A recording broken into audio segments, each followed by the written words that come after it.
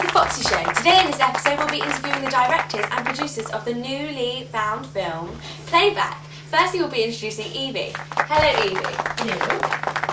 Lovely. Nice to meet you. Good. Yes. So we've been asking the audience members what they'd actually like to know, and the first question we have is, in what ways does your media product use, develop or challenge forms and conventions of real media products? Well, for our thriller, we decided to go with a mystery sort of thriller, like is our subgenre. As you know, a thriller has specific generic conventions that need to be met, and ours conform to quite a lot of them. For example, the narrative of the film normally gets resolved at the end of it, but during the first 2 minutes of our opening sequence, we're able to see what's going on and who's doing what and things like that. Introduce the results around like the flashbacks that you see during the films and the amount of editing that we've done to it to make the scene a bit more interesting and alive, you know what I'm saying? Yeah, I get you. So, another convention that we have are the protagonist and the antagonist, which are, a lot of the protagonists are played by our female characters during it, but they will get exploited by the main character who turns out to be the murderer. Throughout our film, you normally end up asking yourself, are we actually going to find out who the antagonist is? You know, we'll find out at the end and things like that. But then after doing some research into it, we found out that Memento has the same sort of flashbacks as we do. You know, like, so we sort of get our ideas from that. And also you've got Abducted as well, which cover the same generic conventions as well. And because of those two, we kind of managed to get our ideas started and rolling and to become a sort of better production. No, that's very interesting. Another question our audience actually wanted to know was, who would be the audience for your project? Our film was originally aimed at people from the age of 16 to 20 because we thought they would have more of an interest into it and they could relate more to the original characters that we had, which turned out to be young females and things like that. Even though like it was pretty much aimed at girls because of the cast list that we had, we figured that the boys would become more interested as well because of the level of like violence that we've got with the knives used and things like that. But we didn't want to really put it towards any younger age in case they got used to the violence and thought it was an okay thing to do. Particular pieces of work from past students and the work that they had done on what kind of things that they needed to put into their performance to make their target audience interested, and after the information we got from that, it really helped us develop more of an understanding. Okay then, thank you Evie. I'll speak to you later when we get you back on, but now I need to talk to your other producers. Okay. And now after meeting Evie, we're meeting the producer of Playback, Jess Tarley. Would you like to come on? Hi, nice to meet you. And you? So, we've got many questions to ask you. The audience have been frivolous with what they want to know. So, what media institution might distribute your media product and why? Well, to be honest, as ours was a very low budget film, I wouldn't expect any like major distributors, as like Paramount Studios or something like that.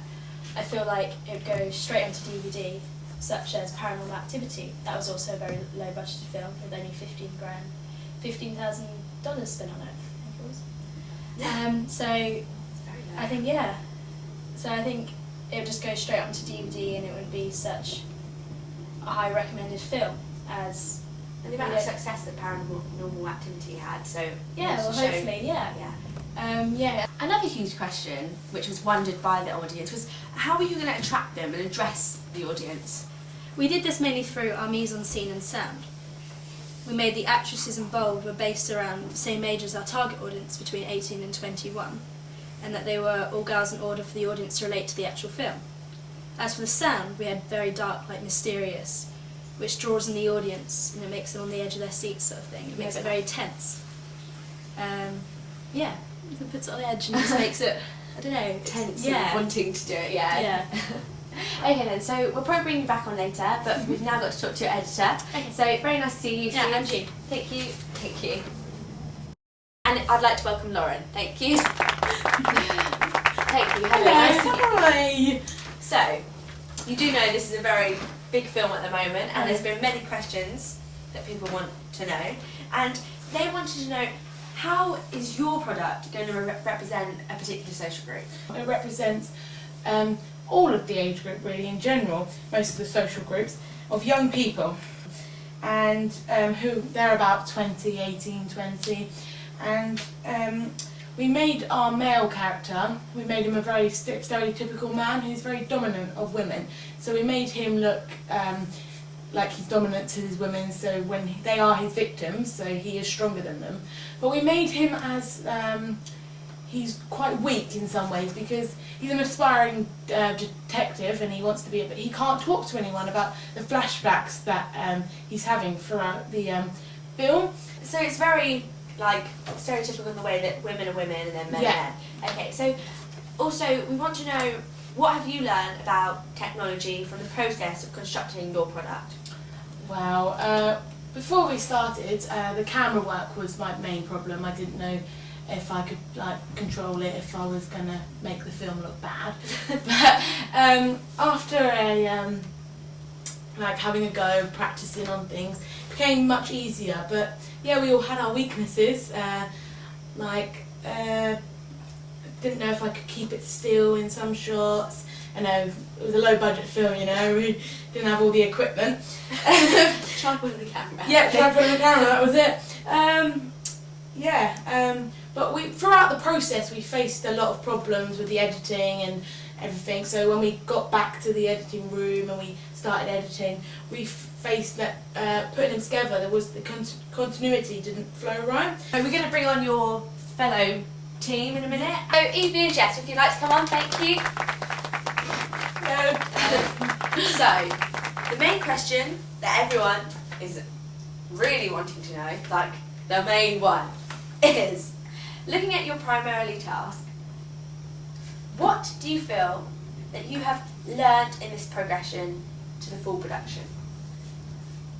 Jess?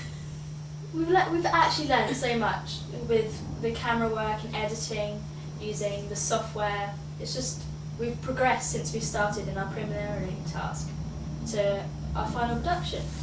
Yeah, we started off with the preliminary. Yeah, that one. That thing. Yeah, the preliminary. No one can pronounce that one. We started off with that one we found quite easy and it was quite straightforward. But then coming to the actual film, we did face some problems, didn't we?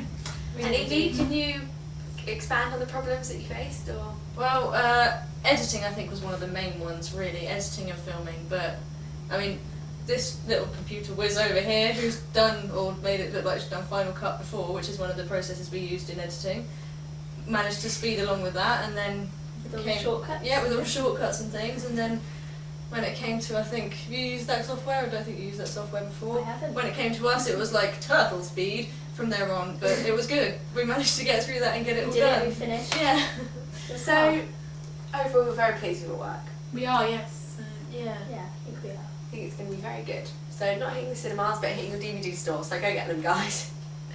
Yeah. Comes out in June 17th. Brilliant. So, we've had a brilliant episode this week, learning lots about playback and all the different production. And I'd like to thank you and I hope you have a brilliant evening. Goodbye. Bye.